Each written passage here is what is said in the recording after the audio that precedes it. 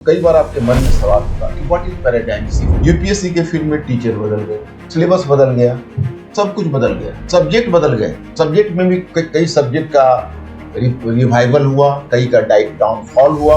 तो मैं friends, everything has change, the single thing has not change and that is the method of teaching. वही पुरानी घिसी PT परंपरा, जो मन में आए मनमाने ढंग से आप, अगर पॉलिटी के टीचर खाली हो तो पॉलिटी पढ़वाइए, कई बार एथिक्स के टीचर खाली हो तो एथिक्स पढ़वाइए।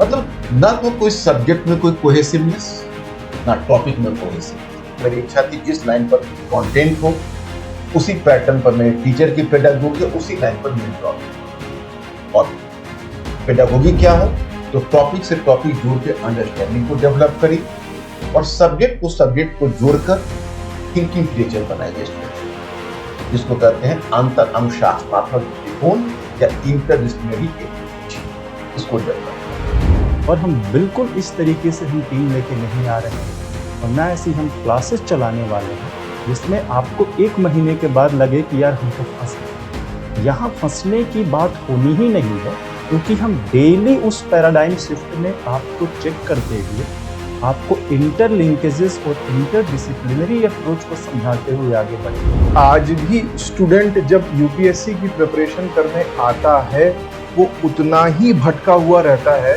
जितना पहले था। और जब हम अलग तरीके से या हम अलग अलग तरीके की प्रिपरेशन की स्ट्रैटेजी देखते हैं तो आज भी संस्थान अथवा पढ़ाने का तरीका स्टूडेंट को उतना ही भटकाता है जितना पहले भटकाता था। अब ये चीजें आपको उत्तर लिखते समय एग्जामिनेशन हॉल में कैसे समझ आए, इस प्रश्न में मुझे ये बात भी करनी है, इस प्रश्न में मुझे वो डायमेंशन भी डालना था।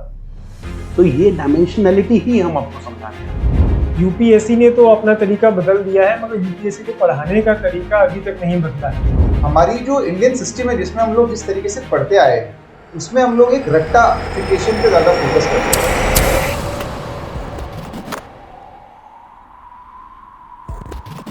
ओके डियर स्टूडेंट्स, आज मैं अपनी पूरी टीम से मंथन प्रोग्राम में बल्कि अपने पैराडाइम शिफ्टिंग मोड में मिलवाता हूं।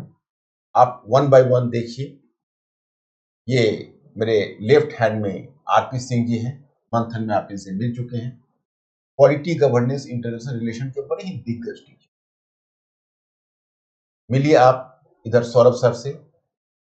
ये environment, ecology and science tech बहुत बेहतर विशेष है।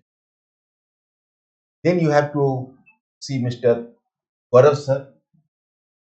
ही is super in Indian economy and not simply Indian economy. अगर हम इंडियन इकोनॉमी कहें तो इनकी तौहीन होगी वर्ल्ड इकोनॉमी।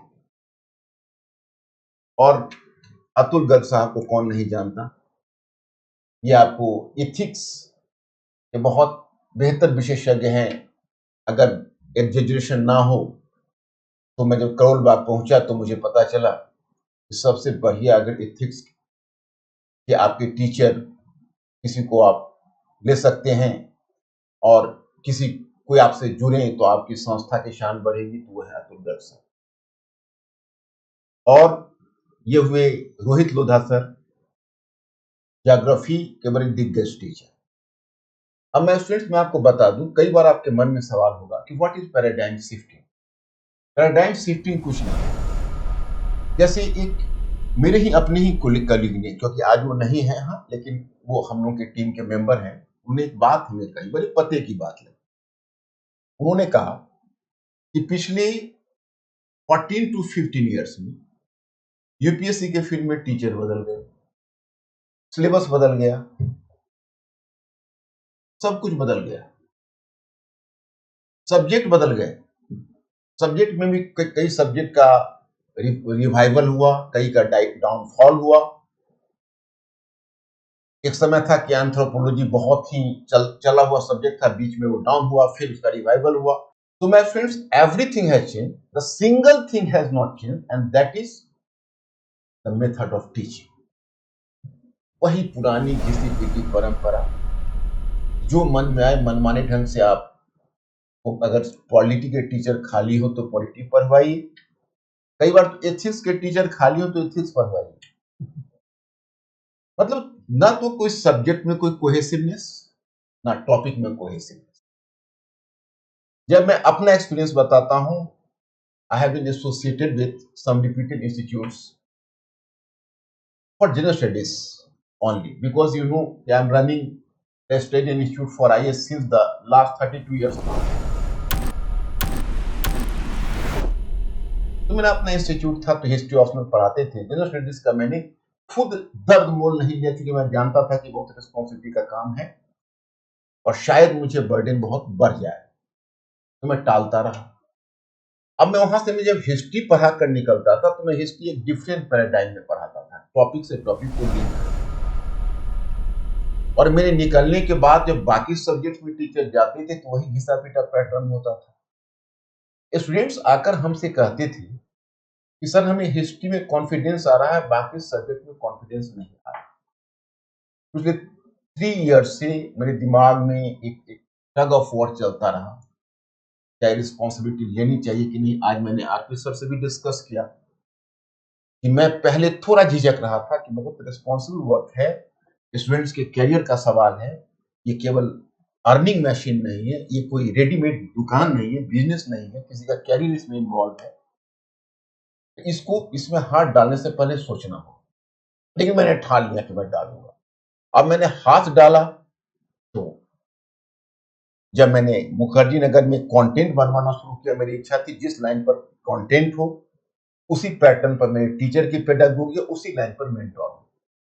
और पेडागोगी क्या हो, तो टॉपिक से टॉपिक जोड़ के अंडरस्टैंडिंग को डेवलप करी और सब्जेक्ट को जोड़कर थिंकिंग क्रिएचर बनाइए स्टूडेंट्स, जिसको कहते हैं अंतर अनुशासनात्मक दृष्टिकोण या इंटरडिसिप्लिनरी अप्रोच। इसको डेवलप करना। बच्चे अगर सोचना सीख जाएंगे, लिखना सीख जाएंगे, बोलना सीख जाएंगे, दे विल क्वालिफाई देंगे। तो अब इसके लिए जब मैंने कंटेंट को देखा, तो मुखर्जी नगर में हमें कंटेंट नहीं ऐसा फिर बन पाया, तो करोल बाग में हमने वहां पर कंटेंट डेवलपमेंट टीम बनाई और पूरी इंडिया को छान मारा। मतलब कितने इंटरव्यू हमने लिए मैं कह नहीं सकता। टीचर्स में भी मैंने 50 टीचर के इंटरव्यू लिए और फिर अंत में, क्योंकि ये जो रिस्पॉन्सिबल काम था टॉपिक से टॉपिक को जोड़ना, तो मुझे लगता था ये कर नहीं पाएगा। फिर मैं 1 बाय 1 करना शुरू किया।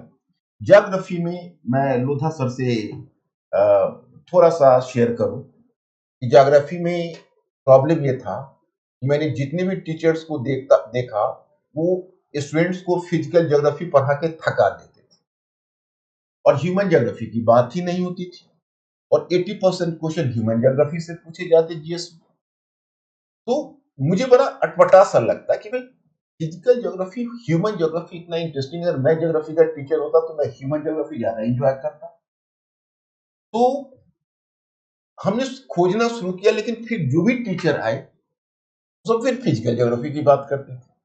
तो मैंने एक बार वीडियो सर्च कर रहा था, तो मैंने लोधा सर की एक लेक्चर में देखा, ये यही दर्द की बात कर रहे थे जो मैं सोच रहा था। ये बोल रहे थे 80% लोग फिजिकल ज्योग्राफी की बात करते हैं और बहुत कम बातें ह्यूमन ज्योग्राफी करते हैं, जबकि 80% क्वेश्चन ह्यूमन ज्योग्राफी से पूछा। मुझे लगा बस मेरी तलाश हुई। उसी तरह से आरपी सर से जब इनसे हम जब मिले इनसे, और whenever I started to inquire, मैंने सोचा पहले जब पहली बार मुलाकात होती है तो बातों ही बातों में अब टेस्ट कैसे लूं, अब टेस्ट लेने में तो फिर ईगो टच होगा। तो उन्हें बातें में मैंने आरपी सर को कहा कि अच्छा आरपी सर ये बताइए, कॉन्स्टिट्यूशन, क्वालिटी और गवर्नेंस, इसको आपको अगर डिफाइन करने के लिए कहा जाए तो आप कैसे। इन्होंने इतना माकूल जवाब दिया, मेरा मन गदगद हो गया। मैंने तय कर दिया यही हमारे टीम के बड़े ही योग्य मेंबर हो सकते। सौरभ सर से हमें कुछ जद्दोजहद करने की जरूरत नहीं हुई, क्योंकि मैंने जीएस में एक बार कदम डाला था 2011 में। हालांकि मैं उस राह पर चल नहीं पाया, लेकिन उस समय भी ये हमारे साथ थे। तो इनका टीचिंग कैरियर ही हमारे साथ शुरू हुआ, तो इनसे तो हम पहले से ही हुआ थे और मैं जानता था कि ये बहुत ही मेहनती और बहुत ही सुलझे हुए इंसान भी। तो गौरव सर से मेरी बात हुई, तो अनायास ही बात हुई, कोई स्टूडेंट ने मुझे रिकमेंड किया कि भाई इकोनॉमी के बहुत दिग्गज, अगर आप टीचर चाहते हैं तो आप गौरव सर से बात करिए, इनको बहुत अच्छा एक्सपीरियंस है। तो मैं ये पहले दिन जब मुलाकात हुई तो मेरे बाकी लोगों ने मुलाकात की, मुझे मुलाकात नहीं हुई। तो एक दिन मैंने टाइम यार मार्क किया और फिर इनसे हमने मुलाकात की। तो फिर इन्होंने जो बातें कही, इन्होंने इकोनॉमी की कुछ ऐसी बातें कही। मैंने पहले सुना कि डी स्कूल ऑफ इकोनॉमिक्स के प्रोडक्ट है, तो पहले तो बातचीत मेरी खिल गई कि कुछ भी होंगे, उस इंस्टीट्यूशन का ऐसा रेपुटेशन है, फिर यूपीएससी से जुड़े रहे हैं, इन्होंने यूपीएससी का एग्जाम दिया है, एकेडमिकली इतना स्ट्रांग है। उसको जब मैंने अपने पैराडाइम की बात इनसे की, तो इन्होंने हमें कहा कि आपने मेरे मन की बात कही। हम लोग के हाथ खुले हुए नहीं थे, लेकिन अगर आप चाहते हैं, पहली बार मैनेजमेंट डिमांड कर रहा है, ऐसी टीचिंग होनी चाहिए, तो हमारे लिए इससे सुखद बात क्या हो। बस मेरा यहाँ तलाश पूरी हो गई। अतुल गर्ग सर से हमको कुछ पूछने की जरूरत नहीं, इनका रेपुटेशन पहले से ही ऐसा था। मैं जिससे पूछता था वो बोलते थे कि एथिक्स पढ़वाना हो तो आप अतुल गर्ग सर से बात। मैंने बात की, केवल खुशी खुशी बात यही हुई कि मैंने कहा और इन्होंने एक्सेप्ट कर लिया तुरंत 5 मिनट्स में, कोई प्रॉब्लम नहीं। बिल्कुल सर। तो अब मैं आपसे सिर्फ यही कहूंगा कि हम आपको पुरानी चीजें परोसने नहीं आए, ना हम किसी नई बोतल में पुरानी शराब लेकर, हम एक पैराडाइम शिफ्टिंग अप्रोच लेकर आ रहे हैं। अभी अभी लोधा सर ने एक मुद्दा उठाया कि सर आप पैराडाइम शिफ्टिंग बोलते हैं, पैराडाइम शिफ्टिंग मतलब लोग इसको एप्रिशिएट कर पा रहे हैं कि नहीं। तो मैं इसको क्लियर कर दूं कि हमारा मतलब है अंतर अनुशासन, मतलब टॉपिक से टॉपिक जोड़ के सारे जो सोशल साइंस है एक है। अभी 2 मिनट में आपको बताएंगे अतुल सर कि एथिक्स भी आसमान से नहीं गिरता, धरती फाड़ के नहीं गिरता, बाकी सब्जेक्ट में उसकी जड़ होती। लेकिन हम आपसे कहेंगे 26 को हमने 5 क्लासेस मुखर्जी नगर में, और 27 से कंटिन्यूअसली 5 क्लासेस हमने करोलबाग में रखी, और उसमें हमारे इन जो टीम ऑफ टीचर्स हैं उनको जरूर सुनिए कि पैराडाइम शिफ्टिंग हम कैसे करने वाले हैं, कैसे आपको थिंकिंग क्रिएचर बनाने वाले हैं। और जो यूपीएससी इतनी मुश्किलें मानी जाती है, जिस सब्जेक्ट को हम इंजॉय नहीं किया उसमें मार्क्स क्या लाएंगे, और जब सब्जेक्ट को हम डर कर पढ़ेंगे, प्रेशर में पढ़ेंगे, रटने की नौबत आएगी, तो फिर सब्जेक्ट को इंजॉय क्या करें। हम तो कहते हैं 2 स्टेज में इंजॉय करिए। तैयारी के मध्य जो इंजॉयमेंट आपको मिले, जब कल को आप अधिकारी बन जाइए, कल को आप ऑफिसर बने, तो आप याद करें एक वो भी दिन थे जब हम इंजॉय करते थे, जो कार्ल मार्क्स पढ़ते थे। कई बच्चे मिस करते हैं अभी भी मेरे क्लासेस को, वहां पर जब जाते हैं मसूरी कहते हैं कि सर मैं तो सो जाता हूँ बीच लेक्चर में, जब वहां चलता है तो मुझे आपका लेक्चर याद आता है। तो हम पूरी टीम उस तरह से पढ़ाने जा रहे हैं। अब मैं 1 बाय 1 पहले आरपी सर को कहूंगा कि आप 5 मिनट्स और 5 मिनट्स सभी लोग प्रकाश डालें, और केवल ये बता दें कि ये क्लास क्यों बच्चे अटेंड करने हैं। ये 5 डेज जो बच्चे अपने कहीं एडमिशन लेने से पहले वो 5 डेज हमें क्यों दें। जी सर, थैंक यू। देखिए, पूरे संघ लोक सेवा आयोग का एक परीक्षा का जो स्कीम है, इसमें विद्यार्थी अपने सपने संजो के अपने घर से आते हैं, बड़े शहरों में किराया देते हैं, रहते हैं, और फिर वो एक कोचिंग में एडमिशन लेते हैं और उनको लगता है कि उनका कार्य पूरा हो गया। लेकिन हम लोग इतने वर्षों से, और सर का अनुभव तो 30 वर्षों से ज़्यादा का है, हम सभी ने ये देखा है कि जिस तरीके से शिक्षण पद्धति बनती चली गई है, उसमें विद्यार्थियों से कहीं अधिक, क्योंकि लगभग हर विद्यार्थी कठिन परिश्रम करना चाहता है। हमने तो व्यक्तिगत रूप से देखा है कि उनके अपने जो इंटेंशन है, ऑनेस्टी है, इंटेग्रिटी है, एज ए स्टूडेंट, एटलीस्ट पहले 4-6 महीने में जब वो तैयारी शुरू करते हैं उसमें कोई कमी नहीं रहती। लेकिन जैसे जैसे क्लासेज आगे बढ़ती हैं उनका रुझान कम हो जाता है, और धीरे धीरे उनको लगने लगता है कि अब शायद ये परीक्षा उनके बस का नहीं है। और इसके पीछे जो प्रमुख हमारे आपस के जो अनुभव है और बातचीत है, हमने ये टीम बनाई और सर के नेतृत्व में हम सब लोग यहाँ पे इकट्ठा हुए, और पैराडाइम शिफ्ट की बात है, वो इसीलिए बात है कि टीचर और स्टूडेंट के बीच में एक ऐसा मोटिवेशनल लेवल भी क्रिएट हो, और एक ऐसा टीचिंग मेथोडोलॉजी, पेडागॉजी जिसको बार बार हम लोग कहेंगे और बार बार आप सुनेंगे, वो क्रिएट करें ताकि आपको विभिन्न जीएस के विषयों के बीच के जो टॉपिक्स हैं वो एक साथ तैयार होते हुए चले जाएं। सुनने में ये कठिन लगता है, लेकिन शिक्षक के पॉइंट ऑफ व्यू से देखा जाए, if I see as a teacher then definitely it is doable. अब चूंकि मेरी जिम्मेदारी रहेगी आपको बताने की कि थोड़ा संविधान, राज व्यवस्था, शासन सुशासन, अंतर्राष्ट्रीय संबंध, विदेश नीतियों के बारे में जानकारी दें, तो इन सभी में कहीं ना कहीं एथिक्स का भी रोल आएगा, ज्योग्राफी का रोल आएगा, आईआर में तो आईएमएफ वर्ल्ड बैंक पढ़ेंगे तो इकोनॉमिक्स का रोल आएगा। तो कहने का अर्थ ये है कि जब तक हम और आप दोनों मिलके एक नए तरीके से एक नई शुरुआत करने के प्रति प्रतिबद्ध नहीं होंगे, तब तक हम इसमें कोई बड़ा परिवर्तन नहीं कर पाए। और हम बिल्कुल इस तरीके से हम टीम लेके नहीं आ रहे हैं, और ना ऐसी हम क्लासेस चलाने वाले हैं जिसमें आपको 1 महीने के बाद लगे कि यार हम तो फंस गए। यहाँ फंसने की बात होनी ही नहीं है, क्योंकि हम डेली उस पैराडाइम शिफ्ट में आपको चेक करते हुए, आपको इंटरलिंकेजेस और इंटरडिसिप्लिनरी अप्रोच को समझाते हुए आगे बढ़ेंगे। अब ज्योग्राफी का जब तक ज्ञान थोड़ा बहुत नहीं रहेगा, तब तक अंतर्राष्ट्रीय संबंध, विदेश नीति के बारे में बहुत अच्छी जानकारी होना संभव नहीं है। उसी तरह सर से जो बात होती है रोज रोज, और आप जानते भी हैं कि विश्व इतिहास की थोड़ी बहुत समझ के बिना आप आईआर को बहुत बढ़िया नहीं समझ सकते। और एक तो कहावत ही है कि सेकेंड वर्ल्ड वॉर ने ही विश्व इतिहास बनाया। तो जब तक आप second world war, first world war के कारणों के प्रति सजग नहीं है, तब तक आप कोल्ड वॉर नहीं समझेंगे। और जो बच्चा कोल्ड वॉर ढंग से नहीं समझेगा, वो किसी भी प्रश्न का इंट्रोडक्शन या कम से कम निष्कर्ष, कंक्लूजन बहुत अच्छे से नहीं लिख पाता है।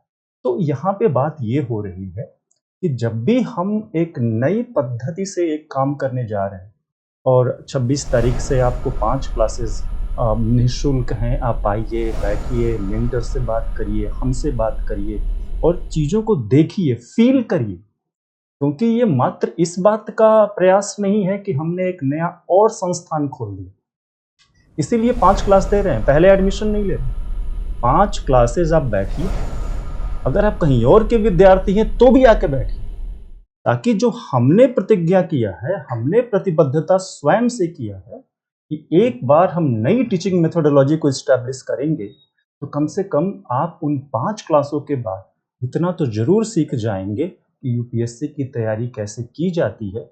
और आगे आने वाले जो निराशा है कि यार हमको समझ में नहीं आ रहा है, या बहुत लड़के तो ये मानने लगते हैं, सभी सर लोग एग्री करेंगे मुझसे, कि शायद मैं डिजर्व ही नहीं करता। एक बहुत बड़ी समस्या है कि शायद मैं डिजर्व ही नहीं करती। अब कई लड़कियां हैं, बच्चियां हैं, बोलती हैं सर शायद मेरे बस का है ही नहीं। एक्चुअली बस का नहीं, ऐसा नहीं है। आपने कुछ ऐसा तरीका अपनाया पढ़ने का, या ऐसा आपको बताया गया पढ़ने के लिए सोर्सेज या उनको पढ़ने का तरीका, कि आप उसको पकड़ नहीं पाए, या तो शायद ऐसा तरीका बनाया गया जो किसी विद्यार्थी के पकड़ने के बस का था ही नहीं। तो हम एक संतुलन बना के यूपीएससी की योग्यता के हिसाब से इसको लेके चलेंगे। आप सभी लोगों का स्वागत है। आइए 26 तारीख से मुखर्जी नगर में और 27 तारीख से वहां, और मिलजुल के एक साझा प्रयास करते हैं और एक नए प्रतिमान और दृष्टिकोण को यहाँ स्थापित करते हैं। अब हम सौरभ सर से रिक्वेस्ट करेंगे कि थोड़ा सा विचार इस पर। Thank you sir. RP sir ने एक बहुत अच्छी बात बोली कि स्टूडेंट काफी जगहों पर जब प्रिपरेशन या यूपीएससी की प्रिपरेशन को शुरू करता है, वो भटक जाता है कई जगह। और मेरा मानना यह है कि जैसे सर ने अभी कहा कि एक टीचर हैं जो कह रहे थे कि सिलेबस बदल गया, मेथड बदल गई, लेकिन जो पढ़ाने का तरीका है वो आज भी नहीं बदला। तो एक चीज और भी है कि पिछले सर का इतना एक्सपीरियंस है, सर ने भी इस बात को देखा है और कुछ सालों से हम लोग भी पढ़ा रहे हैं। एक चीज ये भी है कि आज भी स्टूडेंट जब यूपीएससी की प्रिपरेशन करने आता है, वो उतना ही भटका हुआ रहता है जितना पहले था। और जब हम अलग तरीके से या हम अलग अलग तरीके की प्रिपरेशन की स्ट्रैटेजी देखते हैं, तो आज भी संस्थान अथवा पढ़ाने का तरीका स्टूडेंट को उतना ही भटकाता है जितना पहले भटकाता था।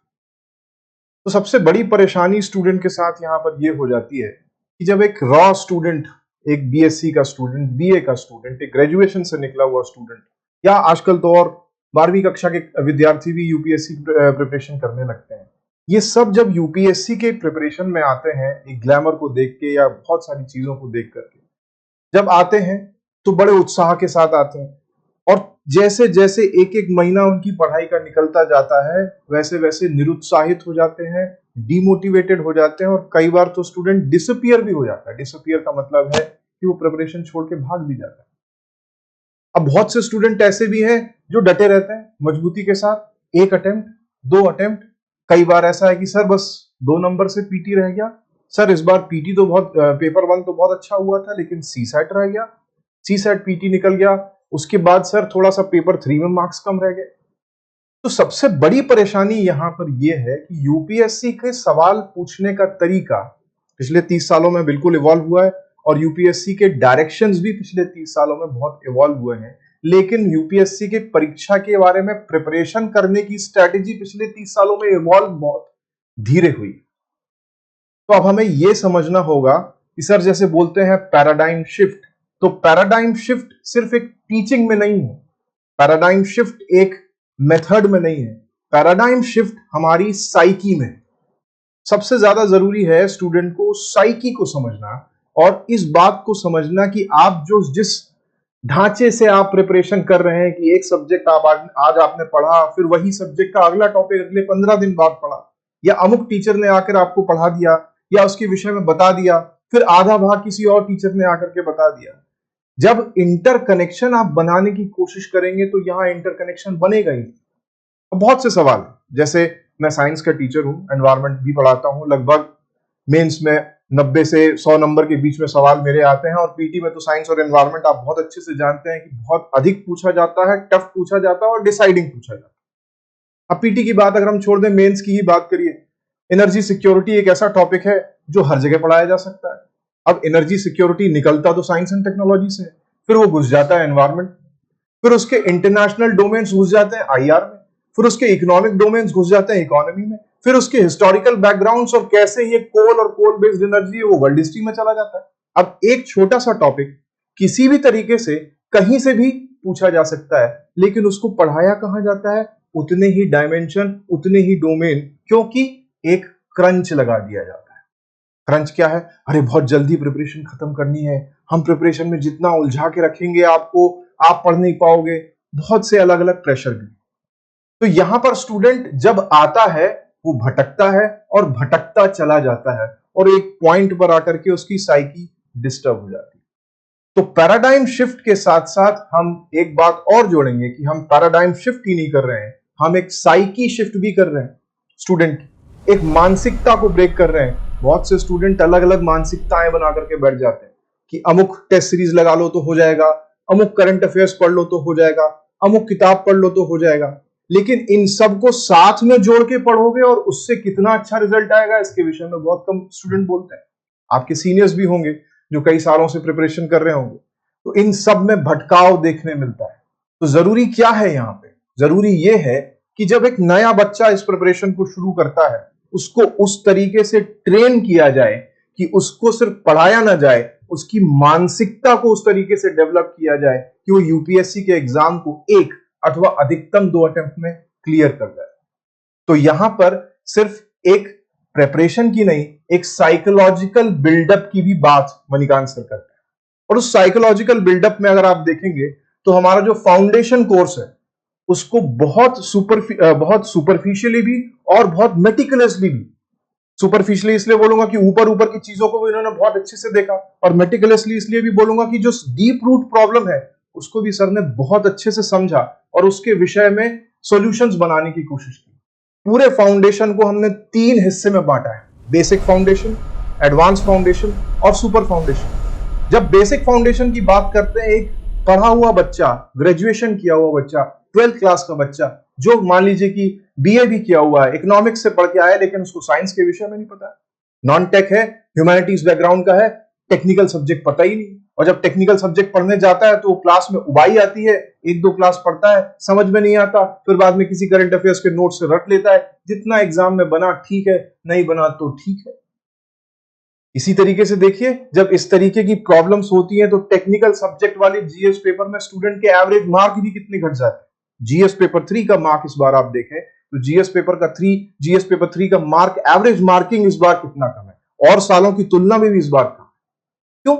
नॉन टेक का बच्चा, ह्यूमैनिटीज का बच्चा टेक से लिंक ही नहीं हो पा रहा। इकोनॉमी भी थोड़ी सी नॉन टेक जहां समझ में आती है, फिर कुछ इश्यूज समझ में आते हैं, लेकिन हार्डकोर आइडेंटिफिकेशन और कॉन्सेप्ट्स को वो पकड़ ही नहीं पाता है। तो कब तक सिक्योरिटी और डिजास्टर के भरोसे चलता रहेगा। इसके साथ अगर आप देखो तो जो टेक्निकल वाला बच्चा है वो नॉन टेक को नहीं पकड़ पाता है। हिस्ट्री में कुछ समझ में आ जाता है, फिर वो फैक्ट रखने के लिए बैठ जाता है। तो इस तरीके से जब हम समझेंगे तो इंटरलिंकिंग का मतलब, सबसे पहली इंटरलिंकिंग यहां शुरू होती है कि आप जब पढ़ने आ रहे हैं तो आप कैसे अपने बेसिक को हमारे साथ इंटरलिंक कर सकते हैं, कैसे अपने अंडरस्टैंडिंग को हमारे यूपीएससी के प्रिपरेशन स्ट्रैटेजी की अंडरस्टैंडिंग से लिंक कर सकते हो। ये पहली इंटरलिंक। जब आप उस सिलेबस को समझते हो, सिलेबस के बेसिक्स को समझते हो, तो कैसे वो सिलेबस का बेसिक जो कॉन्सेप्ट है वो आप लिंक करते हो इश्यूज से, जो कि यूपीएससी में सबसे ज्यादा जरूरी हो जाता है, चाहे वो ऐसे हो, चाहे पेपर 1, पेपर 2, पेपर 3 और इवन पेपर 4 हो। इश्यूज जो डिबेट में है, जो अंडरस्टैंडिंग में है, उसको कैसे आप उस तरीके से लिंक कर सकते हो, तो बन जाता है हमारा एडवांस फाउंडेशन। और इन सब के साथ जो बहुत हाई एडवांस या सुपर बैच की जब हम बात करते हैं तो बच्चे को हम वहां तक ले जाते हैं कि कैसे न्यूज़पेपर में, इंटरनेट पर आने वाले आर्टिकल्स और डिबेट्स को आप समझ सकोगे कि एग्जाम में उन पॉइंट्स को लिख सकोगे और उन पॉइंट्स को लिख करके अच्छे से अच्छा नंबर लेके आ सकोगे। तो इंटरलिंकिंग यहां पर सिर्फ सब्जेक्ट में नहीं है, अलग अलग सब्जेक्ट्स की नहीं है, इंटरलिंकिंग पूरे सिलेबस और सिलेबस की प्रिपरेशन की है। इसलिए इस तरीके के फाउंडेशन की मार्केट में और छात्रों में भी एक बहुत अधिक आवश्यकता है, क्योंकि ये फाउंडेशन सिर्फ एक काम नहीं करता कि आपको एनसीईआरटी का बेसिक पढ़ा दे और आपको वहां छोड़ दे, या ये फाउंडेशन ये काम नहीं करता कि सुपरफिशियली जल्दी इश्यूज को पढ़ा दे और वहां पे खत्म कर दे। ये फाउंडेशन आपको नीचे से लेकर ऊपर तक तैयारी करने में मदद करता है, और वहां आप कह सकते हो, अपने कॉन्फिडेंस के साथ कह सकते हो कि हाँ, मैंने यूपीएससी की प्रिपरेशन बहुत अच्छे से की है और अब मुझे बहुत अच्छा आता है। तो वहां पर आता है साइकोलॉजिकल बिल्डअप। तो साइकोलॉजिकल बिल्डअप और आपकी प्रिपरेशन दोनों को इंटीग्रेट करके हम एक पैराडाइम शिफ्ट की बात कर रहे हैं। और ये पैराडाइम शिफ्ट को थोड़ा सा मैंने समझाने की कोशिश की है। आप सभी आइए और हमारी क्लासेस में देखिए कि कैसे हम इस साइकोलॉजिकल मार्कअप और बिल्डअप की तरफ काम कर रहे हैं। आप सभी आए और हमारी क्लासेस में देखें कि हम कैसे ये पैराडाइम शिफ्ट को इंटीग्रेट करके आपके साथ इंप्लीमेंट करेंगे। आप क्लास में आए और ये देखें कि आपके लूपहोल्स, आपके प्रॉब्लम्स और आपके प्रिपरेशन के जो डिमार्क्स हैं उनको हम कैसे सॉल्व कर सकते हैं और एक अच्छे तरीके से आपको यूपीएससी प्रिपरेशन में हेल्प कर सकते हैं। अब गौरव सर, हम आपसे रिक्वेस्ट करेंगे संक्षिप्त में ही, क्योंकि आप तो डिटेल इकोनॉमी जैसे सब्जेक्ट को आपको इजी बना के स्टूडेंट तक पहुंचाना है, और आप पर तो मैंने बहुत बड़ा दायित्व भी दिया है। अगले बजट में ये बच्चे खुद बजट पर वेटिंग करें कि इस बार का बजट कैसा। तो आप अभी फिलहाल ये बताइए कि आप तो उस क्लास को अटेंड करने के लिए क्यों आए?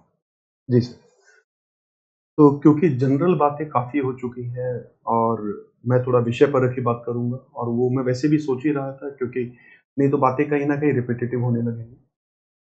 तो इकोनॉमी के साथ एक चैलेंज रहता है, अर्थव्यवस्था के साथ, कि तकरीबन स्टूडेंट में एक भय, एक तरह का डर रहता है कि थोड़ा टेक्निकल सब्जेक्ट है और इंटरप्रिटेशन का चैलेंज है, और कहीं ना कहीं डेटा बहुत ज़्यादा है, फैक्ट्स बहुत ज़्यादा है, रट्टा लगाना पड़ेगा। तो ये सब चीज़ों को हम कैसे एक सामान्य सीखने के सिस्टम के अंदर इंटीग्रेट करें कि ये सब आपको अलग से ये कोशिश ना करनी पड़े कि मैं डेटा याद रखूं, ये अलग से एफर्ट ना करनी पड़े कि मैं बहुत टेक्निकल चीज़ों को याद रखूं। वो आपको अगर समझ ही ऐसे आ जाए कि वो स्वयं एक स्ट्रक्चर में आपके अराउंड डेवलप हो जाए, तो आपको कभी याद नहीं रखना पड़ेगा। वो चीज़ें स्वयं आपके एक थॉट प्रोसेस का हिस्सा, एक थिंकिंग प्रोसेस का हिस्सा बनेंगी। और इसको मैं उदाहरण के साथ आपको एक्सप्लेन करता हूँ। अनेकों बार इस प्रकार के प्रश्न एग्जाम में आते हैं, जैसे भारत में एजुकेशन पे एक्सपेंडिचर या एजुकेशन का आउटकम क्यों इतना खराब है, या भारत इस सेक्टर में, एजुकेशन सेक्टर में क्यों खराब परफॉर्म कर रहा है, हेल्थ सेक्टर में क्यों खराब परफॉर्म कर रहा है। तो इस प्रकार के प्रश्न अनेक आपने देखे होंगे और आते रहते हैं, health care sector, education sector या और भी बहुत सारे। तो इस प्रकार के प्रश्न में आमतौर पर बच्चे उसी सेक्टर की ही बात करेंगे कि एजुकेशन में हमारा ये चैलेंज है, इतना हमने अचीव किया है, इतना, तो वो सब ठीक है, वो आपको करना है, किंतु उसमें इकोनॉमिक्स के ही बहुत सारे ऐसे सेक्शन हैं जिनकी आपको अगर बात आप जोड़ पाए या उसको उस तरह से समझ पाए तो आपका उत्तर एक बहुत ही स्ट्रक्चर्ड वे में और बहुत ही एवोल्यूशनरी वे में आपको मिलेगा, कि जैसे पहला पॉइंट आया उसी से दूसरा, तीसरा, चौथा पॉइंट निकलता चला गया। जैसे इसी विषय में मैं बात एग्जांपल देता हूँ, उत्तर लिखते समय पहले आपको अगर ये एक्सप्लेन कर पाए कि एजुकेशन हेल्थ का सबसे बड़ा चैलेंज ये है कि हमारा ऑलरेडी जो बजट एक्सपेंडिचर है वो बहुत ज्यादा स्ट्रेच्ड है, और ये टॉपिक तो बजट है लेकिन इसको आपको लाना पड़ेगा हर दूसरे टॉपिक में जहां भी वेलफेयर इकोनॉमिक्स की बात होगी, कि हमारा 60% बजट पहले से ही इंटरेस्ट पेमेंट की तरफ, सैलरीज वेजेस की तरफ, फिक्स एक्सपेंडिचर की तरफ चला जाता है। उसके बाद और बहुत सारी सरकारी स्कीम, सब्सिडी, अंत में ले दे के हमारे पास 7-8% बजट ही बचता है जहां से हमें सारा वेलफेयर निकालना है। तो वहां पे हम किसको क्या एलोकेट करें, ये बहुत अधिक चॉइस सरकार के पास नहीं होती। अगर किसी साल में सरकार ने बहुत इच्छा की तो एजुकेशन पे 2.5 की जगह 3% स्पेंड कर दिया, या 1.5 की जगह 2% स्पेंड कर दिया, लेकिन उनका टोटल एलोकेशन बहुत अधिक चेंज नहीं हो पाता। तो इसका सोल्यूशन एजुकेशन हेल्थ से डायरेक्टली नहीं निकलेगा, कुछ इसका सोल्यूशन बजट सुधार से भी निकलेगा। तो आपको अगर ये 2-3 पॉइंट आप उसमें ऐड कर सके तो इससे आपके उत्तर में क्वालिटी में बड़ा सुधार आप देख पाएंगे। अब ये चीजें आपको उत्तर लिखते समय एग्जामिनेशन हॉल में कैसे समझ में आए कि इस प्रश्न में मुझे ये बात भी करनी थी, इस प्रश्न में मुझे वो डायमेंशन भी डालना था। तो ये डायमेंशनैलिटी ही हम आपको समझाने आए। जो अब हम पैराडाइम शिफ्ट की बात कर रहे हैं तो हमारा अप्रोच यही रहेगा कि कैसे एक टॉपिक को मल्टीपल डायमेंशन, मतलब ऐसा ना हो कि हम उसको तोड़ तोड़ के पढ़ें। क्वेश्चन कभी आपको तोड़ तोड़ के नहीं पूछा जाएगा, प्रश्न जब आएगा तो उसके उत्तर में समग्र आप लिखेंगे। तो इकोनॉमिक्स की जब तक आपको ब्रॉडर अंडरस्टैंडिंग नहीं होगी तो आप नहीं उसको हर डायमेंशन से उसका। अभी इसमें एक और मैं साथ ही बात कहूंगा कि एक तरह का एक इंडस्ट्री में भेड़ चाल भी चली थी आज से 4-5 साल पहले, कि हर प्रश्न में, क्योंकि कुछ अच्छे शिक्षक इस विषय पर बात करने लगे थे कि मल्टी डायमेंशन आनी चाहिए, तो एक तरह की भेड़ चाल हो गई थी कि प्रश्न कैसा भी हो, economic dimension, political dimension, social dimension, उसको हमें कर ही देना है, कहीं ना कहीं से कुछ ना कुछ उसको जोड़ देना। ऐसा भी नहीं रिक्वायर्ड है। अगर प्रश्न सीधा सीधा है, अपने टॉपिक पर है, तो जरूरी नहीं है कि हम डायमेंशन उसमें घुसाएंगे, किंतु प्रश्न कैसा है, उसमें क्या आ सकता है, यही आपको उसमें समझना है। और ये जब तक आपकी प्रैक्टिस में, आपकी एजुकेशन में, आपके लर्निंग का पार्ट में नहीं होगा, एग्जामिनेशन में वो रेप्लिकेट नहीं होगा। ऐसा नहीं होगा कि एग्जामिनेशन वाले दिन अलग से आप अचानक से कुछ और कराएंगे। तो ये आपको डे 1 से प्रोसेस में आना पड़ेगा, और इसीलिए जब हम आपको पढ़ाएंगे तो हम उस टॉपिक को हर दूसरे अपने सब्जेक्ट के विद इन भी और अपने सब्जेक्ट के बाहर भी इंटरलिंक करेंगे। तो ये हमारा इंटरलिंकिंग और एक पैराडाइम शिफ्टिंग अप्रोच है जिसमें हम आपको इंट्रोड्यूस करेंगे। तो अब क्लास के 26 27 को हम लोग इनवाइट कर जी रहे हैं। सर। अलग अलग डे हम लोग सभी लोग अलग अलग। जी सर। उस दिन आप इनको क्या ऐसे बताने जा रहे हैं कि एक क्लास की ये समझ पाए? जी सर। तो जब आप हमारे साथ जुड़ेंगे, हमारा 5 दिन का वर्कशॉप है मुखर्जी नगर में भी और राजेंद्र नगर में भी। तो मुखर्जी नगर में 26 तारीख से और राजेंद्र नगर में 27 तारीख से। तो उसमें जब आप हमारे हर सब्जेक्ट वाइज क्लास में आएंगे तो आप देखेंगे कि हम पहले तो आपको ये एक्सप्लेन करेंगे, इस सब्जेक्ट से जोड़कर हम आपको कैसे 1 बाय 1 हर टॉपिक पढ़ाएंगे, हमारी पूरी पेडागोजी अप्रोच क्या है, सिलेबस हम कैसे एक्सप्लेन कर रहे हैं, पुराने सालों के क्वेश्चन को हम उससे कैसे इंटरलिंक कर रहे हैं। तो आप उस क्लास में जब आएंगे तब सीख पाएंगे कि कितने टॉपिक तो ऐसे हैं जो एग्जाम में पूछे जा रहे हैं किंतु आपके सिलेबस में कहीं लिखे ही नहीं है, और कितने सारे टॉपिक ऐसे हैं जिसमें प्रश्न कुछ और पूछ रहा है जबकि उत्तर में कुछ और ही उसको डायमेंशन से आंसर करना था। तो इसके जब हम अनेक उदाहरण देंगे, इसको आपके पूरे सिलेबस को खोल कर रखेंगे, तब आप इसको बेहतर रूप से समझ पाएंगे कि कितना कुछ आप मिस कर रहे थे अगर आप एक ट्रेडिशनल अप्रोच से चल। ओके। अब अतुल सर, मैं आपसे ये रिक्वेस्ट करूंगा, क्योंकि प्राय मैं ये देखता हूँ कि मैं कहता हूँ स्टूडेंट्स को, एक्चुअली होता ये है, स्टूडेंट्स एक ऐसा तबला है जिसको अलग अलग टीचर अलग अलग ट्यूनिंग देकर चले जाते हैं और वो घुटकता रहता है और अंत समझ नहीं पाता है कि मेरी फाइनल ट्यूनिंग क्या है। और एथिक्स जो होता है वो बेसिकली उसको कहते हैं कि सारे विषयों का छौंका होता है। Yes, You will find that he is sprinkling the ideas from different subjects on ethics. Yes, ethics her subject से बोरो करता है, लेकिन हर सब्जेक्ट का वैल्यूएडिशन भी करता है। लेकिन जब एथिक्स स्टूडेंट्स पढ़ते हैं तो उनको लगता है कि कोई दूसरे लोक में चले। तो जरा आप ये बताएं कि आपका जो लेक्चर होगा पैराडाइम शिफ्टिंग का, तो 20 मैं चाहूंगा कि आप दोनों जगहों पर, बल्कि हिंदी मीडियम में मुझे लगता है कि स्टूडेंट्स के साथ न्याय नहीं हो पा रहा है, तो आप इंग्लिश मीडियम के रहे भी हैं, लेकिन हिंदी मीडियम में भी मैं आपको उतारूंगा। तो आप ये बताएं कि ये एथिक्स कैसे सारे सब्जेक्ट से लिंक होता है और स्टूडेंट्स इसको नेचुरल फॉर्म में कैसे करेगा, और आप उस दिन क्या बताएं? तो first of all thank you very much कि आपने चांस दिया आपके साथ एसोसिएट होने का। It's quite fortunate for me. And जैसा कि सर ने कहा कि एथिक्स तो एक वो छौंके की तरह सर ने बहुत ही सरल भाषा में उसको समझा दिया। तो जैसा कि सर ने पहले स्टार्टिंग में कहा कि यूपीएससी ने तो अपना तरीका बदल दिया है, मगर यूपीएससी को पढ़ाने का तरीका अभी तक नहीं बदला है। जैसे सभी सर ने बहुत अच्छे से इस बात का एनालिसिस किया है, मैं 2-4 एग्जाम्पल देते हुए आपको ये बात समझाऊंगा, और यही मेरा पढ़ाने का तरीका भी होगा क्लासेस के अंदर। जैसे 90s के अंदर अगर हम देखें तो यूपीएससी से कॉन्स्टिट्यूशन की ही बात करें, कॉन्स्टिट्यूशन के बेसिक क्वेश्चन पूछती थी कि what is constitution, what are the salient features of constitution. यही जब हम पहले दशक में आए 21st सेंचुरी के, तो यूपीएससी ने क्वेश्चन बदला, वो पूछने लगे critically analyse the basic features of constitution. तो इलेबोरेट करने के लिए बोलने लगे, एनालिसिस के लिए बोलने लगे। और अब हम अगले 5 साल में और पिछले 10 साल में जो हम देखेंगे ये है, यूपीएससी पूछ रही है what is your opinion on Indian constitution, what do you think would be the relevance of constitution in the coming days. तो जैसे जैसे आगे बढ़ते जा रहे हैं, क्वेश्चंस का नेचर बदलता जा रहा है। टॉपिक वही है, कॉन्स्टिट्यूशन ही है, मगर पूछने का तरीका बदलता जा रहा है। पहले फैक्ट ओरिएंटेड था, अब ये सब्जेक्टिव होता जा रहा है, एनालिसिस ओरिएंटेड होता जा रहा है। पहले हमको नॉलेज की रिक्वायरमेंट थी, अब हमें विजडम की रिक्वायरमेंट है। तो इन दोनों चीजों का बेसिक डिफरेंस आपको समझना होगा। नॉलेज आपका होता है कि you just cram up certain facts, आपने कुछ फैक्ट्स को याद कर लिया, उसको इंटरप्रेट कर लिया। मगर विजडम का मतलब होता है कि क्या आप इन फैक्ट्स को, इस नॉलेज को सही जगह पे यूटिलाइज कर पा रहे हैं, क्या आप उसको अप्लाई कर पा रहे हैं। जैसे कि मैं अक्सर महाभारत और रामायण से एग्जाम्पल देता हूँ। तो महाभारत से लें तो Yudhishthir was a man of knowledge, Karna थे, भीष्म थे, ये सब नॉलेज वाले लोग थे। मगर एक भगवान कृष्ण थे जो विजडम से बिलोंग करते थे। And for a good civil servant आपको कृष्ण भगवान जैसी पर्सनालिटी डेवलप करनी पड़ेगी rather than just being knowledgeable. तो ये तो था बेसिक नॉलेज की बात। और जैसा सर ने कहा कि एथिक्स तो हर चीज से रिलेटेड है। इनफैक्ट मैंने सर को बोला भी कि सर जब हम एथिक्स की क्लास शुरू करेंगे तो इट्स इम्पॉर्टेंट कि बच्चों का एक basic history, basic constitution, geography वगैरह तैयार हो जाए, सो डैट उस बेस के ऊपर फिर मैं आगे काम कर सकूं। तो मैं एक एक एग्जाम्पल देते हुए हर सब्जेक्ट के साथ जोड़ना चाहूंगा। जैसे इकोनॉमिक्स का गौरव सर ने बताया, तो मैं आपको एक बड़ा इंटरेस्टिंग फैक्ट बताऊंगा कि पूरी मॉरल फिलॉसफी की स्टार्ट ही इकोनॉमिक्स से हुई थी। जब ग्रीक्स ने इधर उधर ट्रेड करना शुरू किया, वो दूसरी सोसाइटी से जाकर मिलने लगे, तो बहुत जरूरी था उनके लिए कि वो उनके कल्चर को समझे, उनके एथिक्स को समझे, तभी वो उनके साथ ट्रेड कर पाएंगे। तो कहते हैं ना कि necessity is a root behind invention.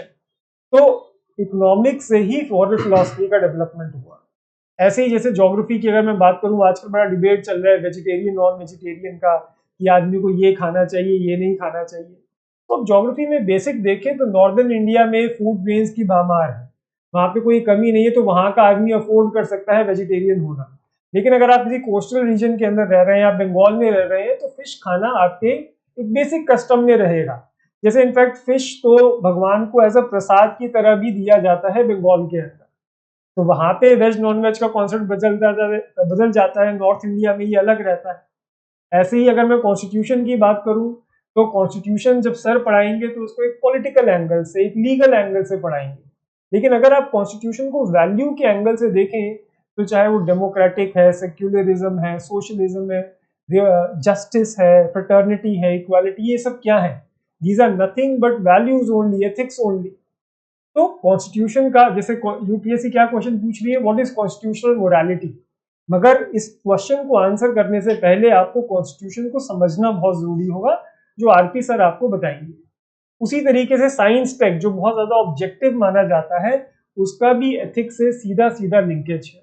अगर हम बायोटेक्नोलॉजी के अंदर आज जाएं तो कितने ही टॉपिक्स हैं, चाहे अबॉर्शन है, चाहे आपका 3 पेरेंट बेबी हो गया, सारोगेसी है, कितने, इनफैक्ट आजकल आर्टिफिशियल इंटेलिजेंस की बात हम कर रहे हैं, रोबोटिक्स की बात कर रहे हैं, चैट जीपीटी की बात हम लोग कर रहे हैं, सारे के सारे टॉपिक्स का कहीं ना कहीं एक एथिकल एंगल है। तो एक बार जब आप इन टॉपिक्स को समझ जाएंगे कि आर्टिफिशियल इंटेलिजेंस क्या होती है, इसके पॉजिटिव और नेगेटिव्स आप समझ जाएंगे, तो बहुत आराम से मैं अपनी क्लास में इनमें एक एथिकल एंगल जोड़ दूंगा, एक एथिकल प्रिज्म मैं आपके लिए क्रिएट कर दूंगा, सो डैट आप चीजों को आंसर कर पाए। इनफैक्ट मैं अक्सर बच्चों को बोलता हूँ कि अगर एथिक्स में आपको आंसर ना मिल रहा हो तो बस आप अपने सिलेबस को रिवाइज कर लीजिए, थोड़ा सा हिस्ट्री देख लीजिए, थोड़ा सा इकोनॉमिक्स देख लीजिए, अपने आप आपको एग्जाम्पल्स मिलने शुरू हो जाएंगे।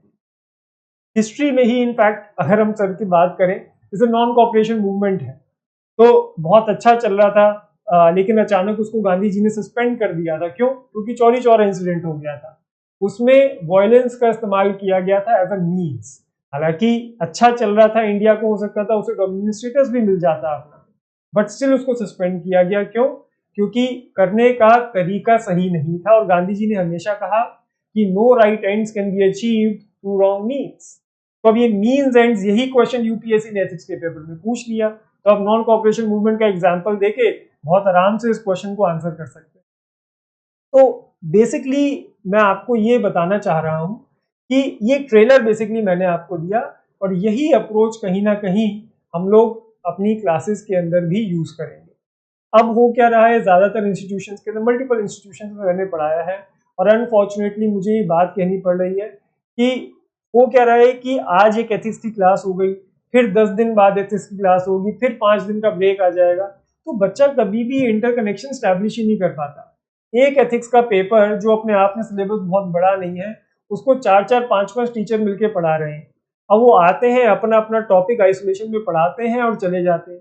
तो बताइए कैसे स्टूडेंट्स इंटरकनेक्ट कर पाएगा? तो ये बहुत ही दुर्भाग्य की बात है कि हम लोग चीज को पढ़ तो रहे हैं, मगर इस पेपर का बेसिक नेचर हम लोग नहीं समझ पा रहे हैं। और हम लोग पढ़ने के लिए नहीं पढ़ रहे हैं, हम लोग एग्जाम क्लियर करने के लिए पढ़ रहे हैं। ये एक बहुत बड़ा प्रॉब्लम है। जैसे 3 इडियट्स में मूवीज, मीडिया का बहुत एग्जाम्पल देता हूँ। 3 इडियट्स में एक बड़ा ही फेमस डायलॉग था कि आप काबिल बनिए तो सक्सेस आपके पीछे खुद आएगा। तो आप नॉलेजेबल बनिए। एग्जाम के अंदर न्यूज़पेपर है, जैसे न्यूज़पेपर के अंदर बच्चे पूछते हैं कि सर क्या इंपॉर्टेंट है, क्या पढ़ें। मैंने कहा भाई न्यूज़पेपर को न्यूज़पेपर की तरह पढ़िए ना, आप उसको एक टेक्स्ट बुक की तरह क्यों पढ़ते हैं। मैं उनको ये भी कहता हूँ कि आप मूवीज रिव्यूज भी पढ़िए, उससे भी आपको ये सीखने को मिलता है कि किसी चीज को कैसे हम क्रिटिकली एनालाइज कर सकते हैं। आप एस्थेटिकली उस चीज को देखिए कि कैसे लिखा गया है। अब ऐसे लिखने, सर हमें ऐसे लिखना नहीं आता, अरे भाई बचपन से आप ऐसे लिखते आ रहे हो, न्यूज़पेपर के अंदर ऐसे ही तो लिखा होता है, आर्टिकल्स ही तो गिवन होते हैं, तो उनको समझिए एस्थेटिकली कि उनके अंदर क्या एग्जैक्टली गिवन है। और यही कुछ कॉमन हैक्स हैं जिंदगी के इस एग्जाम के, जो मैं कोशिश करूंगा अपनी क्लासेस में आप लोगों के साथ शेयर करने की। और जो जैसा कि सर ने कहा कि पहली 5 क्लासेस आप सभी के लिए फ्री है, मेरी भी जो पहली क्लास होगी उसके अंदर मैं आपसे बेसिक ओरिएंटेशन डिस्कस करूंगा, बेसिक नेचर मैं आपके साथ डिस्कस करूंगा। अब जैसे आपके पास एक गाय खड़ी है और एक स्नेक है, तो गाय को देख के तो आप नहीं भागेंगे, जबकि स्नेक को देखकर आप भागेंगे। क्यों? क्योंकि आपको उन दोनों के नेचर का पता है। काऊ एक डोसाइल नेचर के साथ आती है, स्नेक एक एग्रेसिव नेचर के साथ आता है। तो नेचर के अकॉर्डिंगली ही आपको बिहेव करना होता है। तो you must understand the nature of this paper so that you can react appropriately. तो आई थिंक एक समराइज मैंने चीजों को किया है। Now I think I should give it to Rohit Lodha sir, he will explain. तो रोहित लोधा सर से मैं रिक्वेस्ट करूंगा, आप ज्योग्राफी में जैसे सब्जेक्ट को, जो मैं मानता हूं, मेरा अपना मानना है कि वर्ल्ड हिस्ट्री और वर्ल्ड ज्योग्राफी, ये दोनों के साथ अगर जस्टिस हो जाए, ये इसका बहुत बड़ा प्रॉब्लम सॉल्व होता है। जी। हालांकि मुझे जैसा पता चला है, करोल बाग में, मुखर्जी नगर में थोड़ा सा कम, करोल बाग में कल्चर ये है कि वर्ल्ड हिस्ट्री, वहां पर लोग ये बोल देते हैं कि अरे चलो 8-10 क्लास में चलता कर लो, इससे क्वेश्चन नहीं पूछते। यानी उससे तो गेट खुलता है पूरे, वर्ल्ड ज्योग्राफी से गेट खुलता है, और वहीं से इंडियन ज्योग्राफी को पढ़े। हमें लगता है कि अगर वर्ल्ड ज्योग्राफी की जानकारी ना हो और इंडियन ज्योग्राफी को पढ़े तो वो ज्ञान अधूरा रह जाए। तो आप और आपका तो है कि फिजिकल्स में है, उसके बाद ह्यूमन में है, और सबसे बड़ी बात है कि कल मुझे इन्होंने बहुत बड़ी बात बताई, इनके स्वयं अपने बड़े भैया ऑल इंडिया सेकेंड टॉपर थे और इन्होंने उनसे दीक्षा ली। तो ज्योग्राफी मतलब एक तरह से ये कर रहे थे, कल इन्होंने बहुत पर्सनल शेयर किया, अगर वो सिविल सर्वेंट के बजाय अगर टीचर होते तो ज्योग्राफी के शायद इंडिया के टॉप टीचर। तो ये बेसिकली वहां से दीक्षा ली, और इन्होंने जो ह्यूमन ज्योग्राफी फिजिकल ज्योग्राफी के साथ न्याय किया, ये तो अभी नहीं करेंगे, इसलिए तो मैं इनको 2 आवर्स का क्लास दूंगा। तो मैंने कहा कि ये मुखर्जी नगर 26 और 27 कौल बाग से, लेकिन थोड़ा सा अभी प्रकाश डाल देंगे कि इनकी क्लास को आप क्यों अटेंड करिए उस दिन जो हमने फ्री क्लास आपको प्रोवाइड किया। Thank you so much sir, मुझे ये अपॉर्चुनिटी देने के लिए। मैं एक पहले ना जनरल, आई नो काफ़ी जनरल बातें हो चुकी है, बट एक चीज़ मैं आपके साथ साझा करना चाहता हूँ, और उसके बाद फिर मैं एक ज्योग्राफी के बारे में भी आपको एक डिस्कशन, एक ओवरव्यू दूंगा। आप आज तक हमारी जो स्कूलिंग हुई है, जो हमारी इंडियन सिस्टम है जिसमें जो स्कूलिंग होती है, उसके बाद हम जब कॉलेज में जाते हैं और उसमें जिस तरीके से हमें पढ़ाया जाता है या हम खुद पढ़ते हैं, उसमें एक रोट लर्निंग, ये हमने कई बार वर्ड सुन रखा है, सबने सुन रखा है इसका। अभी मैं अतुल सर के साथ बात कर रहा था, तो सर ने एक बहुत अच्छी चीज़ बताई मुझे कि हमारे इंडियन सिस्टम में बच्चे जो है वो पहले ग्रेजुएशन कर लेते हैं, और उसके बाद में वो सोचते हैं कि फिर आगे क्या किया जाए। उनको यही नहीं पता होता है कि ग्रेजुएशन तक उनकी लाइफ कहाँ जाने वाली है। कई लोग अपना जो करियर भी आगे बनाते हैं, वो उनकी ग्रेजुएशन से कोई लेना देना नहीं होता है। तो ये क्यों हुआ ऐसे? बिकॉज हमारी जो इंडियन सिस्टम है जिसमें हम लोग जिस तरीके से पढ़ते आए हैं, उसमें हम लोग एक रट्टाफिकेशन पे ज्यादा फोकस करते हैं। हमें पता है कि हमने ग्रेजुएशन कैसे किया है कि भाई ग्रेजुएशन के 3 दिन पहले, एग्जाम के 3 दिन पहले हम बैठे पढ़ने के लिए, जिसमें हमें एक नोट्स दे दिए, जो कॉलेज स्कूल में मैम, कॉलेज में जो मैम है या सर है, उन्होंने कोई नोट्स दे दिए, वही हमने पढ़ लिया और उसमें हम पास हो गए। अब जब हम यूपीएससी में आते हैं तो यहाँ पे पूरा गेम चेंज हो जाता है, क्योंकि यहाँ पर जो क्वेश्चंस जिस तरीके से पूछे जाते हैं उसमें आपको हर एक सब्जेक्ट का नॉलेज होना बहुत जरूरी है। मैं आपको इसका एग्जांपल भी दूंगा कि किस तरीके से वो सब्जेक्ट का नॉलेज होना आपको जरूरी है, हर सब्जेक्ट का उसके अंदर। तो इसी वजह से, और उसके ऊपर इसमें ना जो आंसर राइटिंग की जाती है, जो मेंस में क्वेश्चंस पूछे जाते हैं, इसमें 150 वर्ड्स के अंदर 250 वर्ड्स में आपको आंसर लिखना है। अब इसमें जो आंसर लिखना है वो ऐसा नहीं है कि आपके मन में जो आया आपने बिल्कुल एक कतार में लिख दिया और बस आप एग्जामिनर को ये बोल रहे हो कि बस मुझे पास कर देना, क्योंकि इसमें पास फेल नाम की कोई चीज तो है ही नहीं यूपीएससी में। इसमें तो आपको रैंक लानी है।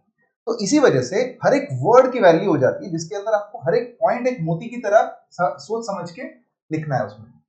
इसी वजह से यहाँ पर जो सर ने बोला कि पैराडाइम शिफ्ट मतलब बेसिकली क्या है कि आपको एक रोट लर्निंग जो सिखाई गई है या जब पढ़ रहे हो उससे उठ के आपको एक एनालिटिकल मेथड में शिफ्ट होना है। बट ये जितना कहना आसान है उतना करना बहुत ही डिफिकल्ट है। तो आप अपने खुद के दम पे ही कर लोगे, क्वेश्चन मार्क है बहुत बड़ा। तो इसी वजह से आपको टीचर्स का हेल्प उसमें होना बहुत जरूरी है। ट्रेडिशनल कोचिंग्स में क्या होता है कि आप जिस चीज में कंफर्टेबल हो उसी चीज में आपको रेगुलर तरीके से पढ़ाया जाता है, और उस वजह से आपको लगता है कि सब कुछ सही है। आप अगर यूपीएससी के टॉपर्स के आंसर्स देखोगे तो आपको दिखेगा कि उनके आंसर्स में कई ज्यादा इंटरलिंकेजेस होती है।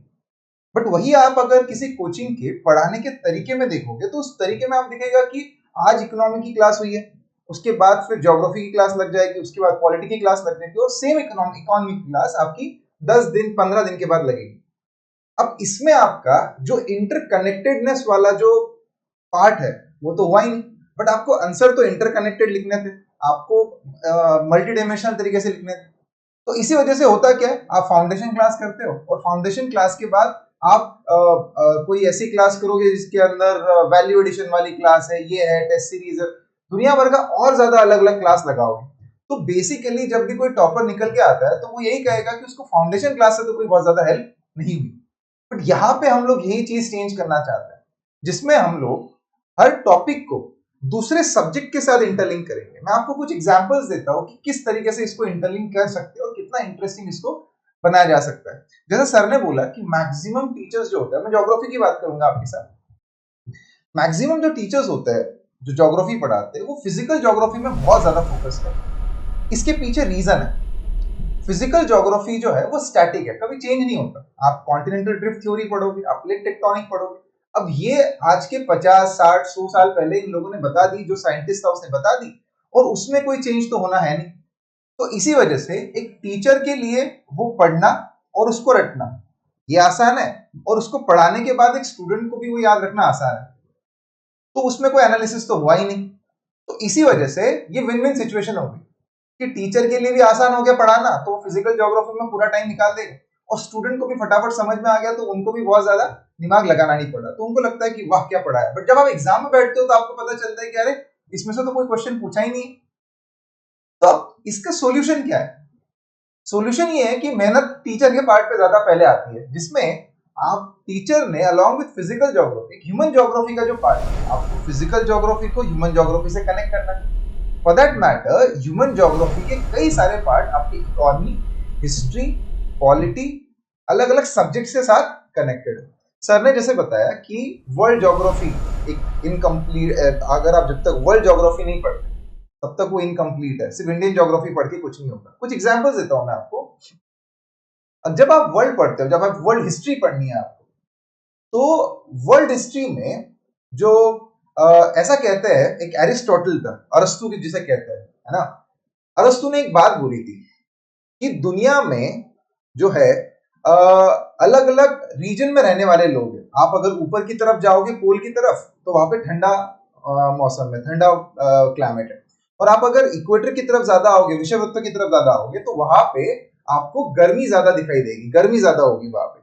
तो उसने कहा था कि जो लोग इस ट्रॉपिकल रीजन में, गर्मी वाले रीजन में, गर्मी वाले एरिया में रहते हैं, वो लोग फिजिकली काफी वीक है, फिजिकली उनके अंदर ज्यादा ताकत है नहीं, बट वो दिमाग से बड़े चतुर है। और आप बहुत ज्यादा नॉर्थ में जब जाओगे, आप पोल की तरफ जाओगे, मतलब नॉर्वे, स्वीडन, फिनलैंड की तरफ जाओगे, तो वहां पर ठंडे मौसम में लोग फिजिकली बहुत पावरफुल है, उनकी हाइट 6, 6.5 फीट है मिनिमम हाइट। तो उस केस में इन लोगों के पास शक्ति तो बहुत है, मगर ये अपने दिमाग से थोड़े से कम है, इतने ज्यादा इंटेलिजेंट है नहीं। और जो लोग मध्य में रहते हैं, मिडिल में रहते हैं, जो ग्रीस रीजन में रहते हैं, इनके पास शक्ति भी है और युक्ति भी है, उनके पास दिमाग भी है। तो अरस्तु बोलता है कि इन लोगों को बाय डिफॉल्ट भगवान ने एक तरीके से ये देखे रखा है कि ये सारे जो ट्रॉपिकल रीजन में रहने वाले लोग हैं, जिनके पास शक्ति कम, उन पे राज करे। तो इसी वजह से उसने एक कॉलोनियलिज्म जो है उसको सपोर्ट किया। अब आप कॉलोनियलिज्म जो है ना, ये चीज आप हिस्ट्री में पढ़ते हो, बट ये सेम चीज आपको ज्योग्राफी में पहले पढ़ाई जाएगी। तो इसमें अलग अलग रीजन में क्या कैसा क्लाइमेट है, टोपोग्राफी कैसी है। अब ऐसा कहते हैं कि ग्रीक रीजन जो है वहां पर जो है थिंकिंग प्रोसेस सबसे पहले स्टार्ट हुई। अब क्यों हुई वहां पे थिंकिंग प्रोसेस स्टार्ट? क्योंकि वहां की जो टोपोग्राफी है, मतलब वहां की जो जमीन है, वो काफी उबड़ खाबड़ है। वहां पे माउंटेन्स, प्लेन्स, प्लेटूज, रिवर्स, समुंदर, ये सारी चीज है। और उसी के साथ साथ वो रीजन हमेशा से फ्री रहा है, उनपे किसी ने अटैक नहीं किया, उनपे किसी ने कभी राज नहीं किया। इसी वजह से वहां के लोगों को सोचने में ज्यादा टाइम भी मिला, उनपे किसी ने राज नहीं किया, वो हमेशा वो रीजन जो है वो फ्री रहा है।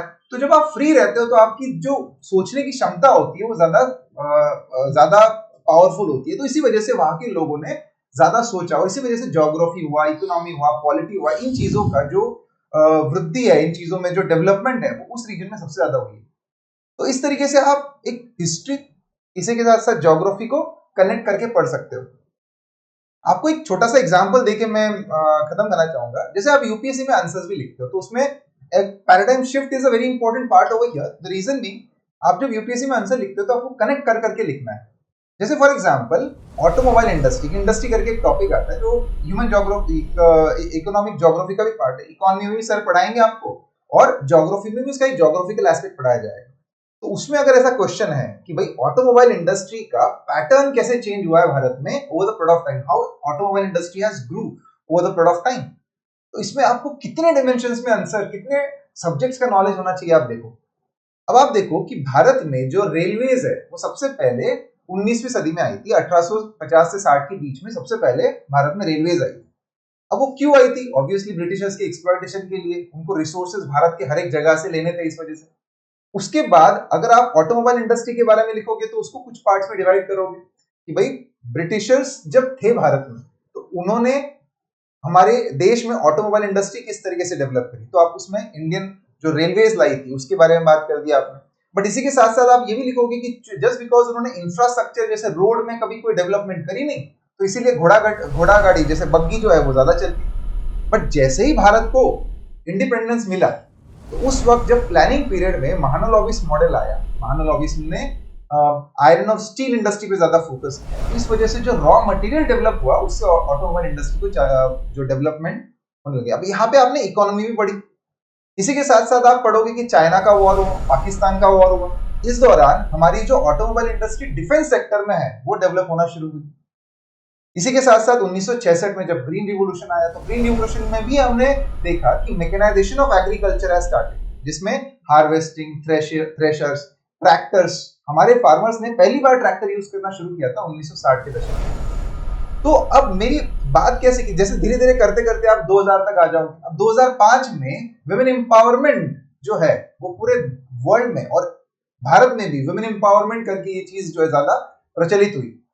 तो उस दौरान क्या हुआ कि भारत में गियर जो बाइक जो होती है, जो बाइक का कल्चर था जिसमें गियर वाली बाइक है, उसके साथ साथ मोपेड व्हीकल का भी कल्चर आना शुरू हुआ, जिसमें एक्टिवा वगैरह वगैरह ऐसी गाड़ियां ज्यादा रास्ते पे दिखने लग गई। ये क्यों हुआ? क्योंकि वुमेन एम्पावरमेंट, जो स्त्रियां थी जो स्त्री है हमारे देश में, वो अब सिर्फ घर में बैठने वाली नहीं थी, बट वो घर से बाहर निकल के जॉब या अलग कुछ चीजों के लिए भी निकलेगी और पुरुष के कंधे से कंधा मिला के चलेगी। तो इसी वजह से मोपेड व्हीकल भी डेवलप होना शुरू हुए। तो देखो, एक बात सिर्फ यही है कि यूपीएससी में जब आप किसी टॉपिक को पढ़ते हो तो उसको सर्वांगीण तरीके से पढ़ना चाहिए, सब दिशा से पढ़ना चाहिए, जिसमें आप हर एक सब्जेक्ट का एक अंडरस्टैंडिंग डेवलप करते हो। और यही चीज मैं ज्योग्राफी में आपको क्लास में पढ़ाऊंगा। Thank you. गुड। अब आपने देखा, एक आज मैं अपनी टीम के साथ मैं इस प्रश्न का भी जवाब देना चाहता। जब मैं निर्णय लिया कि हम पैराडाइम शिफ्टिंग करेंगे जीएस में, उस समय मैं अकेला चला था। एक जोश था, एक जज्बा था और भरोसा था। अगर एक बार हुआ, बच्चे जब इंक्वायरीज में आते थे या हमारे बच्चों को जो दूसरे लोग बताते तो कहते ठीक है मणिकांत सर तो ठीक है, बहुत बड़े टीचर हैं, बहुत एक्सपीरियंस टीचर हैं, but who after Manikant sir, these after Manikant sir. ये है हमारी टीम। एक एक जैसे मोती का माला पिरोया जाता है, बाजार से एक एक मोती को लाकर हमने गूंथा है। और मैं एक बात आपको बता दूं, हमारी टीम ऐसी है, ऐसी जुनूनी टीम है तो केवल पैसे के लिए इस फील्ड में नहीं आई। शायद इससे ज्यादा पैसे इनको कहीं और भी मिल सकता है, लेकिन हर के मन में एक कसक है, स्टूडेंट्स का क्या, यूपीएससी फील्ड का क्या। और ये जानते हैं कि बस कुछ नहीं, सारा मार्केट सेंट्रलाइज होकर हमारे पास आएगा, क्योंकि इसके सिवा और कोई चाह। तो आज हम इसी के साथ ये करेंगे। और मैं ये कहूंगा कि आप कहीं भी एडमिशन लेने से पहले, बस मैं ये नहीं कहूंगा मेरे यहाँ एडमिशन लेने, कहीं भी एडमिशन लेने से पहले हमारे इन विशेषज्ञों को जरूर सुनिए और जानिए आप क्या मिस करने वाले हैं, क्योंकि ये काफी सोच कर लाया गया है। एक हमारा मिशन है और मिशन में हमारी पूरी टीम हमारे साथ है। इसमें कुछ और भी लोग शामिल हैं जिनको हम आज नहीं ला पाए, आपको मुलाकात होती रहेगी। एक हमारे साथ मेंटर है, कंटेंट डेवलपर है, ये पूरी टीम है, 80 लोगों की टीम काम कर रही है हमारे पीछे, और हम पूरे जोश खरोश के साथ आए हैं और एक लंबे समय तक टिकने के लिए आए हैं। अभी तो मैं खुद भी 20 इयर्स तक एक्टिव काम करने के मूड में हूं और ये लोग तो अभी यंग हैं, हमारे बाद भी इस मिशन को आगे बढ़ाएंगे। तो यही हमारी है, और यह हमारी टीम जो है वो बिल्कुल ही एक इंटीग्रेटेड टीम है और हम लोग बिल्कुल ही एक साथ हैं। कोई मन में बहम ना रखिए, ये सभी परखे हुए टीचर हैं, सभी जाने हुए हैं, लेकिन एक दिन आप जरूर जानिए, 2-2 घंटे इनका सुनिए, इनके सब्जेक्ट के ऊपर, और फिर कंपेयर करिए। अब लास्ट मैं आप लोगों को इनवाइट करना चाहता हूँ, डेट ना भूलिए, 26 मुखर्जी नगर 11:30 और 27 करोल बाग 5:30 PM। ध्यान रहे ये 5 डेज का होगा और कंटिन्यूअस होगा और प्रत्येक दिन हमारे विशेषज्ञ आपको लिंक करके बताएंगे सब। पहले दिन हम आएंगे, उसके बाद 1 by 1 आएंगे और इन 5 को सुनने के बाद फिर आएंगे। Thank you.